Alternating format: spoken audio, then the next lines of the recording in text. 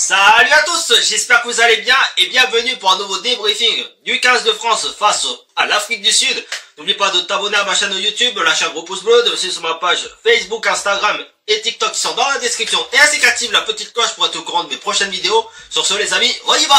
Ah putain, qu'est-ce que ça fait du bien de suivre cette aventure de Coupe du Monde avec le 15 de France, sans déconner putain. Chose que je n'avais plus vue depuis ces 10 ans avec le football féminin. Donc voilà les amis, officiellement c'est le 15 de France est en quart de finale face à l'Irlande ce dimanche. Et je vais être honnête en fait. Pour moi certes la victoire elle est belle, ce qui a permis, comme je disais, d'éviter d'affronter les All Blacks, enfin les Néo-Zélandaises en quart de finale. Mais malgré tout, je reste assez déçu de certaines choses. Et je vais vous expliquer pourquoi. On va revoir un petit peu ce 15 de départ. Une rotation des deux sélectionneurs, Ortiz et Mignot. Donc avec le retour de Brousseau et de Socha dans la première ligne des avants. Avec Ross Bernardo, bon, qui était déjà là contre les Brésiliennes. Après les deuxièmes lignes, retour de Félix, Paul Raclo. Ensuite les troisièmes lignes, il y avait... le retour de Charlotte Escudero et de Champon et de la grande première dans le cas de départ de Axel Berthoumier, donc il sera dans l'effectif du Stade Bordelais cette année. Ensuite les demi de mêlée et demi ouverture, Pauline Bourdon-Sansus et Lisa Queiroy. Là, dans la ligne des trois quarts, bon alors là c'est tout un saint bordel à chaque fois. Donc avec le retour de Johanna Grisé aux côtés de Nassira Condé, donc sur le côté droit, et Vernier et le duo Vernier Ménager. Donc oui, comme je disais, c'est un bordel parce que Marine Ménager se retrouve dans la ligne des trois quarts, mais sur l'aile gauche, alors que d'habitude elle est sur l'aile droite ou en trois quarts centre dans les deux matchs précédents. Et puis au poste d'arrière, une nouvelle fois Émilie Boulard. Après, au niveau des remplaçantes, il y avait le retour de Morgane Bourgeois, de Anaël Hayes, Assia Kalfaoui qui est de nouveau sur le banc des remplaçantes. Et puis après, ça reste à changer. Et puis l'absence encore de Carla Arbez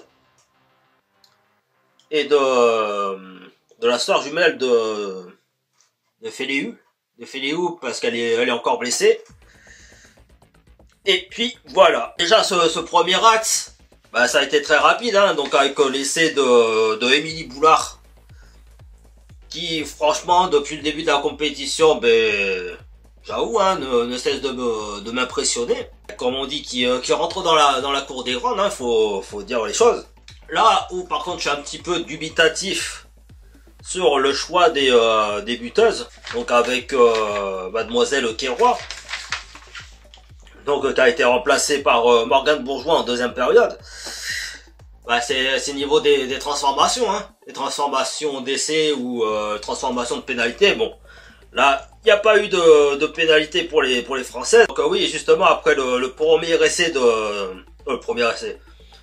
la première pénalité du match des Africaines. Mais c'est vrai qu'au niveau comme je dis, des transformations, c'est là où je me pose quand même certaines questions sur le choix des coachs, enfin le choix des buteuses.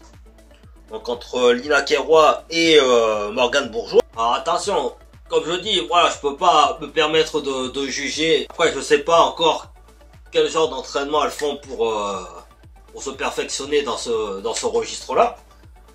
Ouais, hein, je pense que je pourrais justement aller assister à un entraînement NC4 pour voir comment ça se passe, un entraînement de rugby. Franchement, je suis en train d'y penser pour mes prochaines vidéos peut-être. Mais autant, comme je dis, elle a la puissance parce que bon, elle dose bien justement son coup de pied. Et là, en plus de ça, sur ce match, déjà il y avait pas de vent.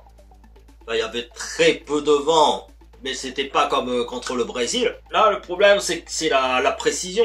Parce que là, franchement, toutes les bonnes conditions étaient vraiment ok pour ce match.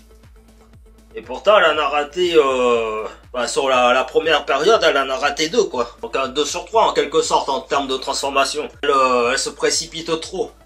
Alors même s'il y a un temps assez limité, justement, pour les transformations d'essai ou de pénalité. Mais je sais pas, je sais pas ce que vous, les amis, dans l'espace commentaire, vous en pensez, mais moi, je préfère, pour être très objectif, je préfère Morgane Bourgeois, quoi.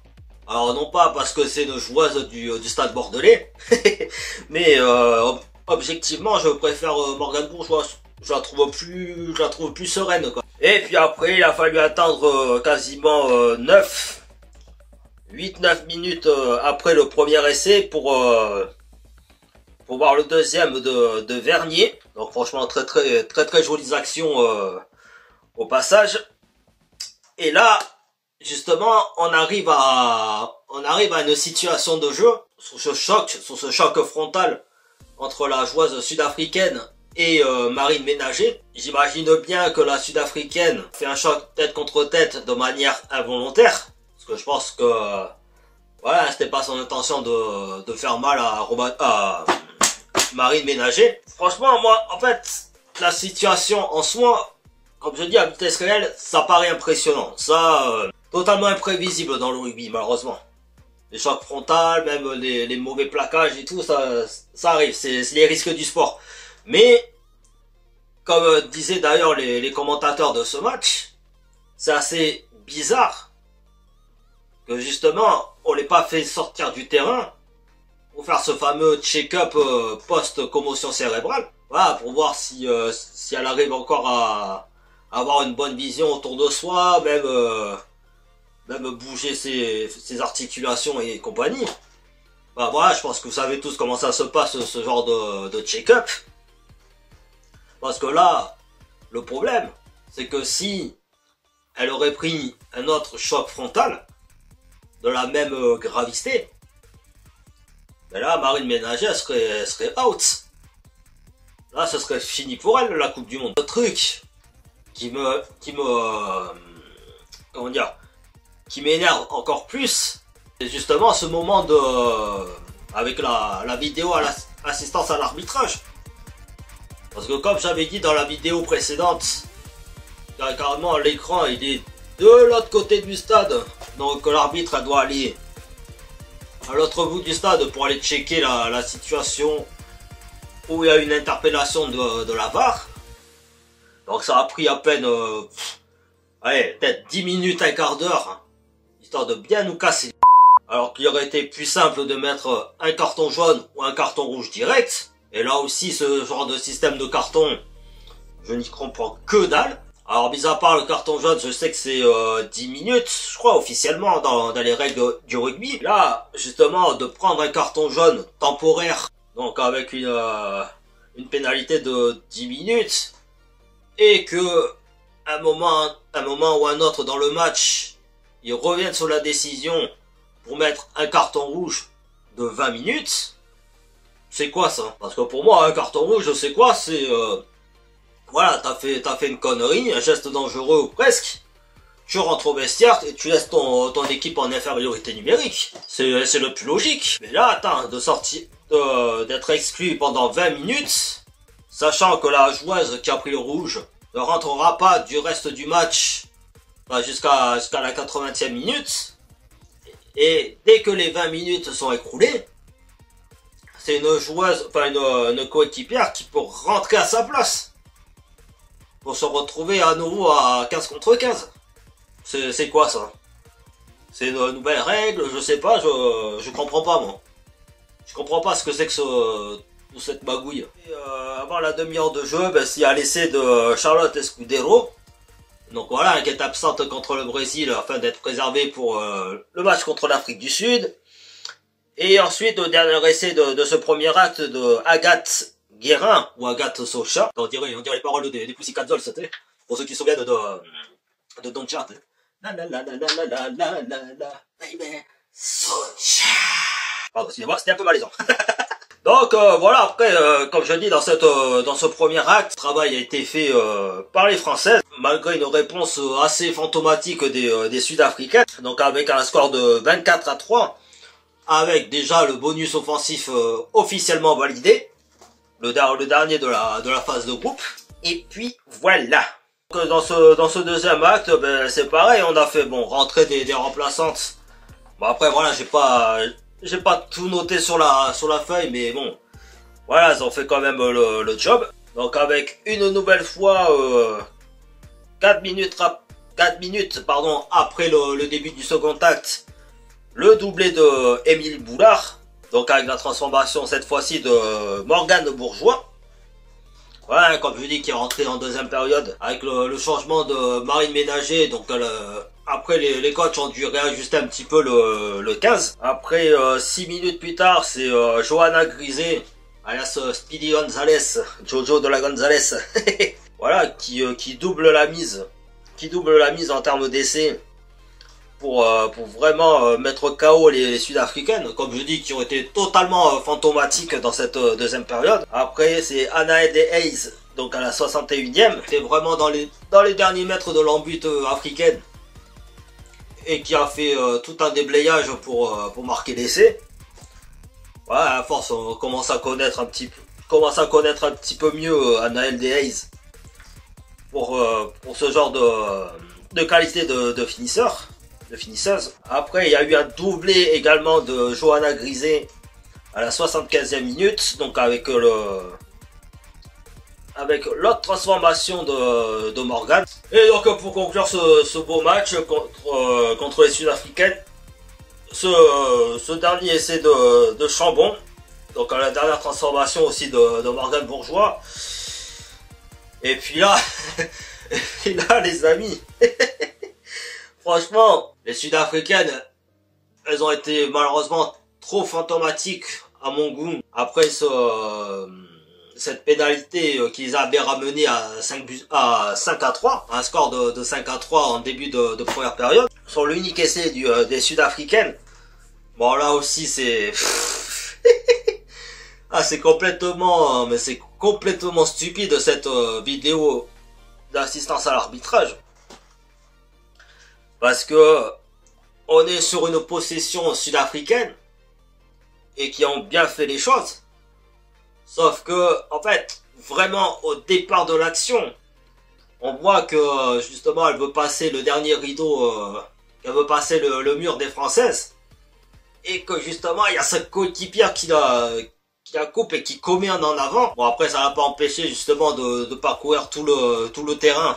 La moitié du terrain pour aller aplatir le ballon. On était quasiment à la fin du match, donc du temps réglementaire à la 80e minute. Et les arbitres, excusez-moi de la grossièreté que je vais employer, mais encore une fois sont venus casser les à un moment donné. Qu'est-ce que tu vas leur faire chier? Aller checker la VAR pour un éventuel en avant. Si elles savaient qu'elles allaient être dominées dans tout le match, pourquoi leur refuser l'essai juste pour l'honneur quoi. Mais bon, au final ils ont accordé l'essai. Donc avec une Afrique du Sud qui affrontera cette équipe de Nouvelle-Zélande. Et justement, dans l'intro de la vidéo, je disais que j'étais un petit peu déçu justement de ces Sud-Africaines. Peut-être le manque d'expérience leur a coûté cher, mais c'est de me dire, est-ce qu'elles ont vraiment saisi l'enjeu de ces avant de quart de finale? Parce que si avant le match elles étaient premières dans leur groupe, elles savaient que les Françaises étaient en train d'en mettre une bonne pression justement pour éviter d'aller affronter les Néo-Zélandaises. Pourquoi il n'y a pas eu cette combativité avec les deux nations justement qui se sentaient concernées par l'enjeu et qui allaient donner beaucoup? Alors peut-être que je suis de mauvaise foi et de me dire que finalement elles ont fait ça justement pour se préserver, à énormément défendre contre les Néo-Zélandaises. Voilà, hein, qui ont fait ni un ni deux contre les Irlandaises ce week-end. Mais je trouve ça dommage quoi. Je trouve ça dommage qu'elles aient pas montré leur vrai visage. Et donc comme vous pouvez voir avec la photo à l'écran, ben voilà, les quarts de finale sont dessinés à l'heure où je tourne cette vidéo, donc ce sera la France contre les Françaises contre les Irlandaises. Après, d'autre côté, ce sera les Anglaises contre les Écossaises. Donc là, malheureusement, il va falloir s'attendre à, si on passe sur les Irlandaises, à aller affronter les Anglaises une nouvelle fois. Voilà, hein, on sait ce qui s'est passé pour le dernier match test. Mais bon, je pense que là, les Anglaises, elles vont voir un autre visage des Françaises. Puis les autres quarts de finale, ce sera la Nouvelle-Zélande contre les Sud-Africaines, comme prévu.